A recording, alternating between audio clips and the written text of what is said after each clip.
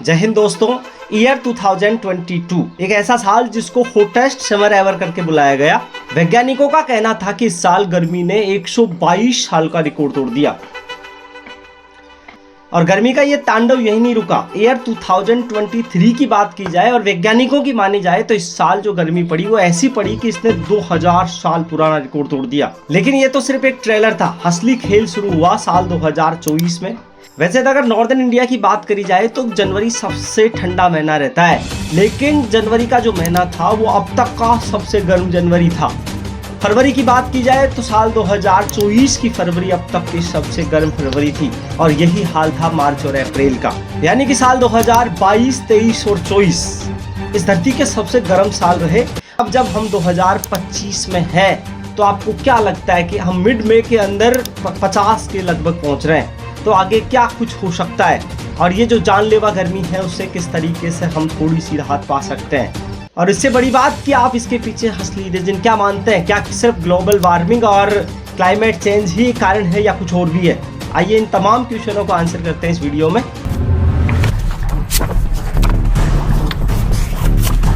तो देखिए, आप 2-4 सालों में अमेरिका और ब्राजील की फ्लड और साउथ अफ्रीका का सूखा इसके बारे में सुनते रहते हैं। और सिर्फ इतना ही नहीं, भारत में भी मानसून की अनियमितता के बारे में आपने बहुत सुना है और कई बार आपने देखा होगा कि बहुत सारे देशों में जो फॉरेस्ट फायर है वो हो जाती है। तो इन सबके पीछे आप कौन सा रीजन मानते हैं कि किस वजह से ऐसा होता है? तो देखिए, मैं आपको बताना चाहूँगा कि जो इफेक्ट इसके पीछे काम करता है वो होता है एल नीनो। अब आपको एल नीनो का नाम आते ही आपने बहुत सारे लोगों ने एल नीनो के बारे में सुना होगा, लेकिन एल नीनो वास्तव में है क्या और ये किस तरीके से इसको इफेक्ट करता है उसके बारे में मैं आपको बताना चाहूँगा कि हमारी जो अर्थ है उसका राउंड होता है वेस्ट टू ईस्ट और इस वजह से जो हमारी एयर है यानी कि जो हवा है वो पैसिफिक ओकेशन के ऊपर से जब ट्रेवल करती है तो पैसिफिक ओकेशन का जो ऊपर वाला पानी जो गर्म होता है वो एक तरफ चला जाता है और नीचे का जो ठंडा पानी होता है वो अपवेलिंग होकर के ऊपर आ जाता है और इसी वजह से धरती के एक छोर पर बहुत भीषण गर्मी पड़ती है और दूसरे छोर पर बरसात हो जाती है। लेकिन धीरे धीरे क्या हुआ कि जो ट्रेड विंड्स है वो या तो बहुत कम हो गई या नहीं के बराबर हो गई। इस वजह से जो ये पानी की अपवेलिंग है वो बिल्कुल नहीं के बराबर हो गई, जिस वजह से बहुत सारे देशों में फिर फायर फॉरेस्ट देखने को मिला और तो ये सारा का सारा जो इफेक्ट है वो एल नीनो का है। और ये बताया जाता है, अगर वैज्ञानिकों की मानी जाए, कि एल नीनो के इफेक्ट की वजह से ही हिंदुस्तान में मानसून की घोर अनियमितताएं होती है। और ये जो गर्मी का तांडव है पिछले 3-4 सालों में उसके पीछे भी एल नीनो का इफेक्ट ही जिम्मेदार है, क्योंकि ये आपने बहुत अच्छे तरीके से देखा होगा कि जिस साल मानसून की ज़्यादा अनियमितता रही उस साल एल नीनो का इफेक्ट देखा गया। तो इस वीडियो में यहाँ तक आते आते आपको ये पता लगा कि किस तरीके से हम इस गर्मी को सफ़र कर रहे हैं, लेकिन क्या इस गर्मी का किसी स्पेशल एरियाज में ज़्यादा इफेक्ट होता है? तो देखिए, मैं आपको बताना चाहूँगा कि जो भी अर्बन एरियाज हैं उनमें एक अर्बन आइसलैंड इफेक्ट के नाम से एक इफेक्ट आता है। इस इफेक्ट में दरअसल में क्या होता है कि वो एरिया जहाँ पर बहुत ऊंची ऊंची इमारतें हैं, वो एरिया जहाँ पर चौड़े चौड़े राजमार्ग हैं और वो एरिया जहाँ पर इमारतों के बीच ग्लासेस लगे रहते हैं, उस एरियाज में टेम्परेचर बहुत ज़्यादा होता है बनिस्बत उस एरियाज के जहाँ पर वनस्पति ज़्यादा पाई जाती है। तो देखिए, इसके पीछे का जो असली कारण है वो ये है कि गर्मी के दिनों में जो ग्लासेज होते हैं, जो ऊंची ऊंची इमारतों में कंक्रीट लगा होता है वो, और सड़कों में जिस मटेरियल का उपयोग करा जाता है वो उस टेम्परेचर को सोख लेता है और वो टेम्परेचर फिर रात को स्प्रेड होता है। इस वजह से वहाँ का जो क्लाइमेट है वो बहुत ज़्यादा गर्म हो जाता है।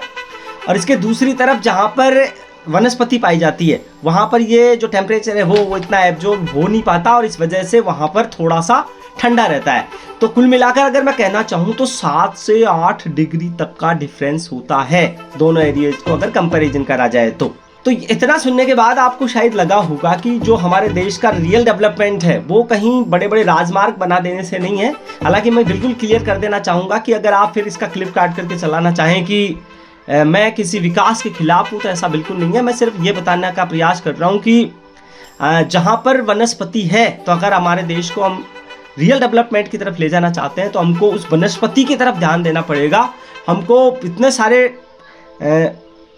बागान पैदा करने पड़ेंगे कि जो टेम्परेचर का इफेक्ट है वो ऑटोमेटिकली हमारे पक्ष में आ जाए। इसके अलावा दूसरा जो रीजन है जिसके बारे में हमको बात करना है कि जो गाड़ियां हैं, जिन गाड़ियों को हम इस्तेमाल करते हैं और उन गाड़ियों से जो हीट बाहर में आती है, वो भी बहुत बड़ा कारण बनता है उस स्पेशल एरिया में हीट वेव का और क्लाइमेट चेंज का।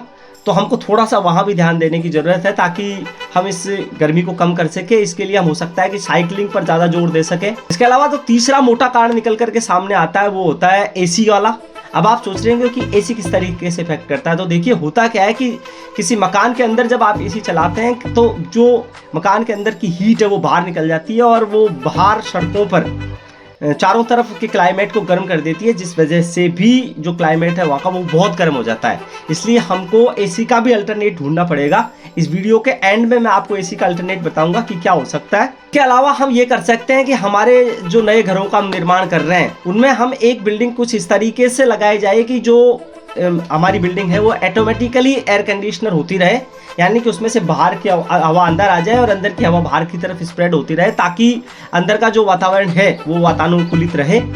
इसके अलावा हम ये भी कर सकते हैं कि हमारी छतों को हम सफ़ेदी के रंग से रंगवाएं, क्योंकि आप बहुत अच्छे तरीके से जानते हैं कि जो टेम्परेचर है वो वाइट कलर पर आकर के रिफ्लेक्ट हो जाता है। इस वजह से जो मकान है वो कम तपता है और वहाँ का जो टेम्परेचर है वो नॉर्मल बना रहता है। इसके अलावा इसका एक अल्टरनेट ये भी हो सकता है कि हम छतों पर या तो घास लगा दें या फिर कुछ इस तरह की वनस्पति लगा दें, ताकि वहाँ का जो टेम्परेचर है वो भी ठंडा बना रहे।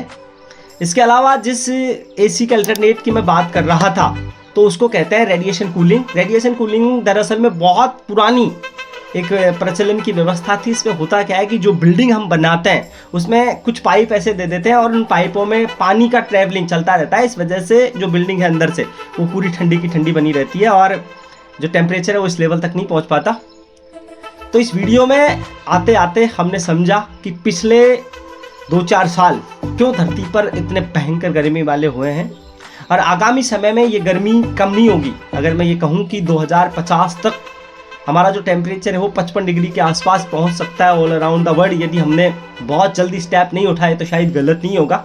इस वजह से जिन स्टेप्स की मैंने बात की उनके बारे में हम सिर्फ चर्चा नहीं करें, उनको as soon as possible implement में लें ताकि इस भीषण गर्मी से बचा जा सके। इस वीडियो को यहाँ तक देखने के लिए बहुत बहुत धन्यवाद। लाइक और सब्सक्राइब भी आप कर सकते हैं। नमस्कार, मैं विनोद कुमार।